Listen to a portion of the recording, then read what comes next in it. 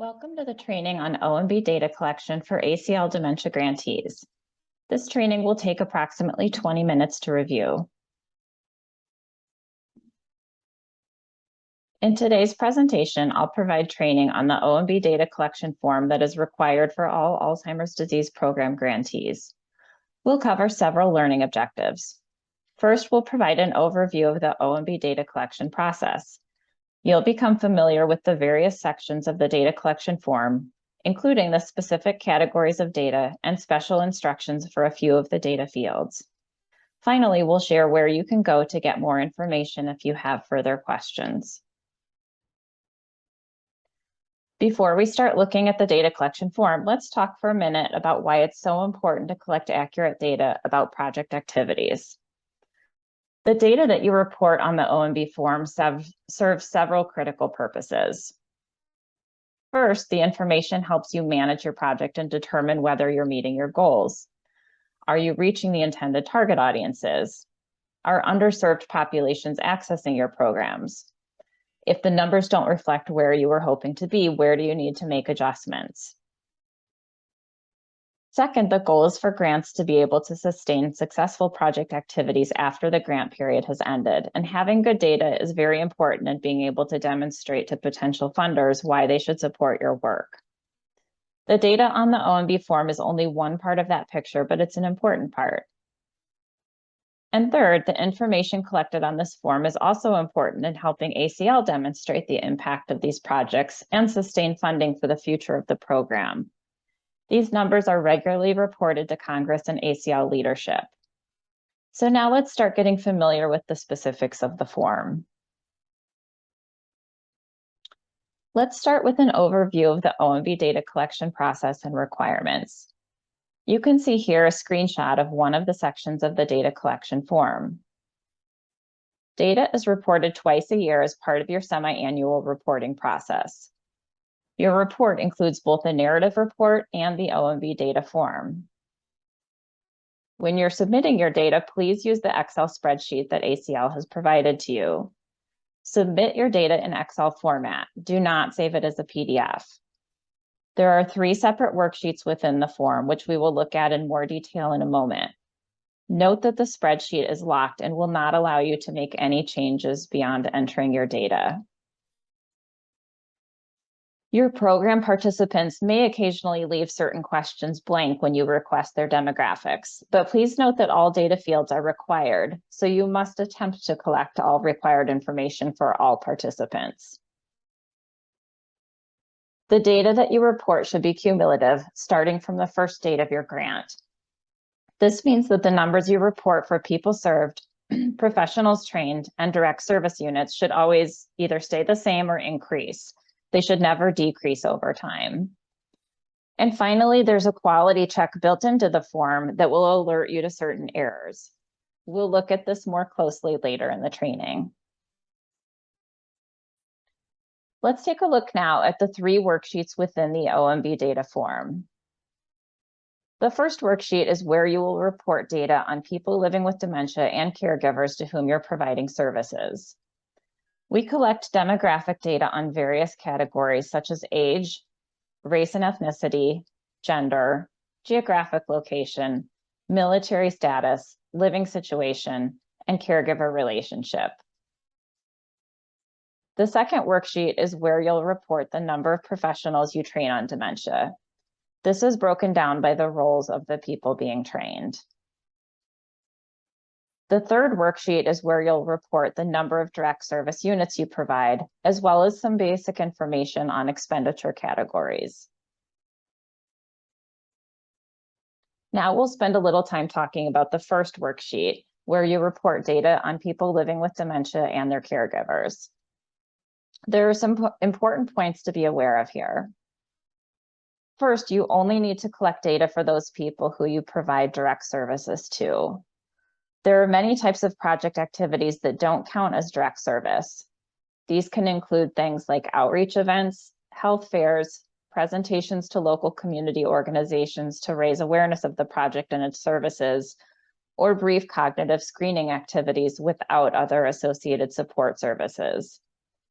Also, you collect demographics data only for the person who is actively participating in services. If you are serving only the caregiver, collect data only for the caregiver. If you're serving only the person living with dementia, count only the person living with dementia. And finally, you should count only people who are receiving services that are funded directly by the grant. Now, as I mentioned earlier, all data categories are required. If a participant does not provide a particular piece of information, that's okay, but you must include all fields on your participant data collection forms. When participants leave a particular question blank, it gets recorded as missing data for that question. Similarly, participants should be the ones selecting the appropriate options within each category. They can answer these questions either verbally or in writing. The one exception to this, which we will look at more closely, is minority status, which needs to be assigned by project staff. When you're reporting on people served and professionals trained, numbers should be unduplicated. This means that if someone attends both a support group and a workshop, or if a professional attends multiple trainings through the grant, they are counted only once.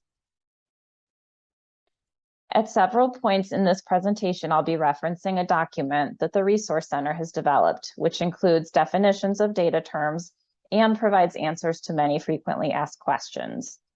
You can access this document through the NADRC website or through your TA staff person. And we encourage you to refer to this document frequently and to bring any questions to your TA staff. So I want to draw your attention now to a couple of data categories that have special rules. The first category is race. The federal government requires that program participants have the option to select more than one category of race. For example, if someone identifies as both Black or African American and white, they may select both racial categories. Because people can select more than one category, the totals for this category may not match the total number of people served that you report in the total served row. This is the only category where it is okay if the totals do not match. The next category that requires special attention is minority status. Now, as I mentioned earlier, this is the one category that project staff must assign. Minority status is determined based on the participants' responses to both the race and the ethnicity questions. You must make this determination for each individual participant. It is not possible to assign an accurate count for minority status simply by looking at your totals. So this means that you will need to include a step in your data collection process where this field is completed for each participant record by someone on your project team. This table, which is also included in the definitions and FAQs document, should provide a helpful reference to you in assigning participants to the correct category. The ACL definition of minority includes any individual who indicates that their ethnicity is Hispanic or Latino, or who selects any race category other than or in addition to white. So that means that the only people who are recorded as not minority are those who indicate an ethnicity as being not Hispanic or Latino and who report only white for race. So let's just look at a quick example of this. If a participant checks Hispanic or Latino for ethnicity and they leave race blank, they would still be recorded as minority.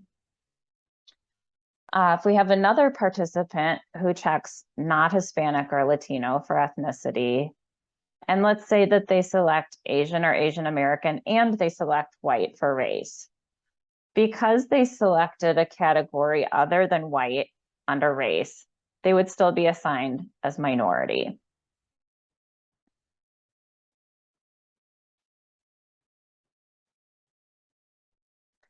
Now we're moving on from the first worksheet of people served to the second worksheet where you'll record data on professionals trained. There are many different types of professionals and service providers that you might be training as part of your project. There are some job titles such as nurse or social worker that could potentially fit into multiple categories within this list. So your training attendees should select the category that most closely fits with the role or function for which they are being trained. Again, as mentioned earlier, trainees should be counted only once, even if they attend multiple trainings. So this worksheet should reflect the number of people who are trained, not the number of trainings. The quantity of training events and trainees will be reflected in your direct service units, which we will get to shortly. We talked briefly before about what counts as direct service. Certain types of presentations are considered outreach and awareness rather than training. In general, in order to be counted as training, a presentation should include learning objectives and/or an increase in specific knowledge or skills that are measured in your evaluation plan. And there's more information about these definitions within the definitions and FAQs document. So now we'll move on to the third and final worksheet within the OMB data collection form. This worksheet is where you'll report information about direct service units and expenditures. This is what the entire worksheet looks like, but we will break this down to look at each of these categories separately. First, let's look at units of direct service. You will report units of direct service separately for professional training activities and for services to people living with dementia and caregivers. In general, every hour of service that you deliver counts as one unit of direct service, and you count each participant separately. So for example, if you deliver a 2-hour training class to 20 people, you will multiply 2 hours by 20 attendees to report 40 units of direct service for that activity. Please note that some durable goods purchased by your grant can also count toward direct service. In this case, $23 of goods equals 1 unit of direct service. Okay, so the second part of the services and expenditures worksheet is where you'll report on program expenditures. There are 3 categories of grant expenditures: direct services, administrative, and other programmatic expenses. Direct services we talked about a bit before. It includes things like care consultations, support groups, trainings, adult day services, memory cafes. The administrative expenses category is pretty limited. It includes things like preparing required reports, developing contracts with your partners, and various types of accounting activities or dispersal of funds. Other programmatic expenses is quite broad and includes a lot of your planning activities, including all the work that you'll be doing on your work plan and evaluation plan, any development of training or curriculum, outreach and recruitment, and all of your evaluation activities. One important thing to note is that the calculations of expenditures are based on the total grant funds that have been spent to date. So this means that the 3% that you report in this category should always add up to 100%. Again, there's more information on these categories as well as formulas for how to calculate the expenditures available in the definitions and FAQs document. Okay, so now that we've reviewed rules for some specific data elements, let's look at how to identify certain errors in your data before you submit it. On the first tab for people living with dementia and caregivers, you will report the total number of people served in the first line. So you'll see here that we've got 10 people living with dementia, 20 caregivers for a total of 30 people served. Then we've got several demographic categories, including age, gender, geographic location, etc. Within each of those categories, the numbers that you are reporting should add up to the same total at the top. So for example, here we have 12 caregivers who are under age 60, 8 caregivers who are over age 60, which adds up to the total of 20 caregivers reported at the top. We've built in some automated checks within the data form that will help detect mathematical errors and alert you to them. So here's the same data table when there's an error in the numbers. In this case, you can see that we reported 12 caregivers under age 60 and 9 who are over age 60, which adds up to 21 and does not match the total of 20 that's reported above. So you can see that the cells here that don't add up correctly are highlighted in orange. The numbers are in bold italics, and there is an error message that appears in red on the right. Once the numbers are corrected, that formatting will change back to green and the error message will disappear. Please note that there are other ways that your data may be incorrect, but this data form will only detect mathematical errors. The Expenditures tab highlights addition errors in a similar fashion. So again, your 3 expenditure categories should always add up to 100%. You can see here that the numbers above add up to 95%. And again, the results have been highlighted in orange with an error message appearing. Now you can see what the spreadsheet looks like once the numbers have been corrected and add up to 100%. Please check before you submit your data that all data cells appear in green. If you see any orange cells or error messages to the right of the data cells, this tells you that you need to make a correction before you submit your report.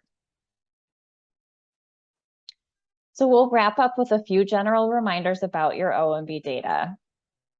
First, when submitting your data, please use the form that has been provided and submit it as an Excel file. Next, remember that only activities that qualify as direct services get counted when reporting people served or trained. Every time you submit data, you should be reporting cumulative numbers, that is, numbers from the start of your grant up through the ending date of the reporting period. And finally, any errors in addition will be highlighted in orange as you are completing the form. Make sure that all data cells are green before you submit the form to ACL. Thank you so much for taking time to review this training. The data that you submit will be very important both to your team and to ACL, so following the correct steps helps everyone. If you have any questions after watching this training, there are resources available. Again, the definitions and FAQs document that's been mentioned several times contains much more information. This document is available through the NADRC website at the address shown here, as well as through your Resource Center TA staff person. You can also direct questions to me, Stephanie Hughes, at the email shown here, or you can contact your Resource Center staff person. Thanks again for your attention.